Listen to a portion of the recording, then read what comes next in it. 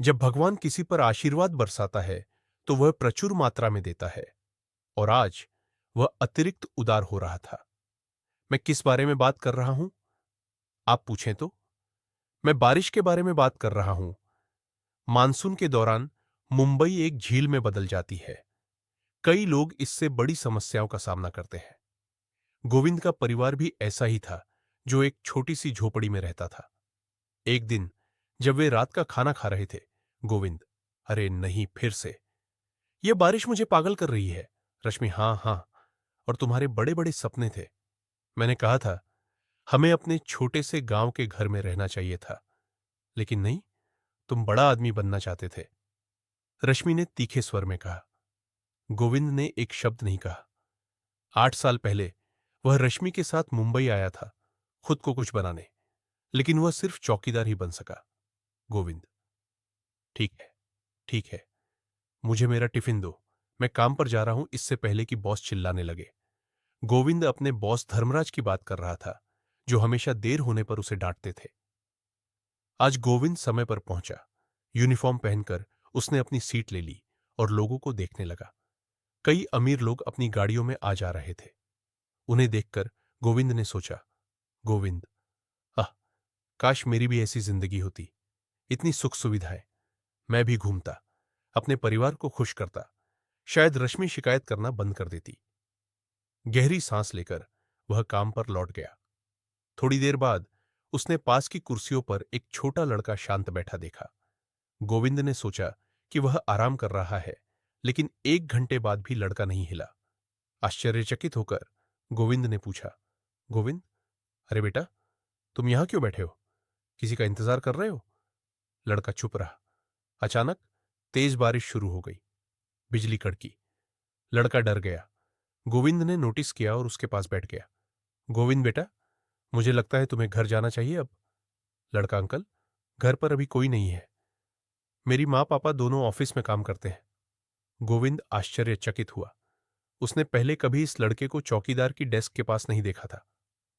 गोविंद, लेकिन बेटा, तुम यहां नए लगते हो। तुम आमतौर पर कहाँ रहते हो? लड़का, मैं अपने दोस्त के साथ घूमता हूं, लेकिन वह आज बीमार है। लड़का बिजली से बहुत डरा हुआ लग रहा था। गोविंद ने उसे हंसाने का फैसला किया। गोविंद, मैं हवा का स्वामी हूं। बारिश मेरी सुनती है। मेरी जादू देखो। उसने बारिश की ओर इशारा किया और ठीक उसी समय हवा तेज चलने लगी। लड़का हंस पड़ा। लड़का, अंकल, क्या मैं कहूं तो हवा चलेगी? गोविंद, हां बेटा, बिल्कुल। जब मैं कहूं, हाथ ऊपर करो। गोविंद को हवा के पैटर्न अच्छे से पता थे। जैसे ही हवा तेज हुई, उसने लड़के को हाथ ऊपर करने को कहा। लड़का, वाह अंकल, तुम्हारा जादू काम कर गया। दोनों हंसने लगे। जल्द ही लड़का बारिश में खेलने भाग गया। गोविंद, रुको बेटा, भीग जाओगे, सर्दी लग जाएगी। लड़का, लेकिन अंकल, तुम भी भीगते हो और खुश लगते हो। मैं भी बारिश का मजा लेना चाहता हूं।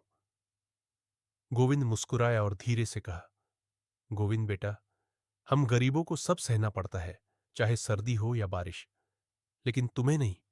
तुम बीमार पड़ जाओगे। गोविंद ने उसे अपने छाते के नीचे खींच लिया। अंदर उसने अपनी डेस्क से लड़के को बिस्कुट और जूस दिया। थोड़ी देर बाद लड़का घर चला गया। तभी धर्मराज आ गए। धर्मराज, अरे गोविंद, तुमने फिर से कुछ कमाल कर दिया। गोविंद, सर, समझ नहीं आया। धर्मराज, मैंने कभी उस लड़के को हंसते नहीं देखा। वह हमेशा अकेला रहता है, लेकिन तुम्हारे साथ वह हंसा और खेला। अच्छा किया गोविंद। गोविंद को यह सुनकर आश्चर्य हुआ, लेकिन लड़के के लिए खुश हुआ। उस शाम फिर तेज बारिश हुई। गोविंद घर जाते समय पूरी तरह भीग गया। उसने 2 सूखी रोटियां खाई, लेट गया और सब भूल गया। अगले दिन बुखार से काम पर नहीं जा सका। जब अगले दिन गया धर्मराज, अरे, इस गरीब की किस्मत कभी चमकती ही नहीं। तभी उसके पास एक बड़ा छाता नजर आया। उसके साथ एक नोट लगा था। नोट, तुम्हारी बारिश जादुई थी, कभी फिर जादू दिखाना। चिंटू। उसके साथ एक ऑडिशन का टिकट था, जिसे गोविंद हमेशा पाने की कोशिश करता रहा था। गोविंद, शायद किस्मत भी इस गरीब की बारिश जैसी होती है।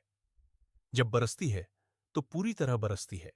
यह कहानी सिखाती है कि जो लक्ष्य तुम वास्तव में चाहते हो, वह किसी न किसी तरह तुम्हारे पास पहुंच ही जाता है।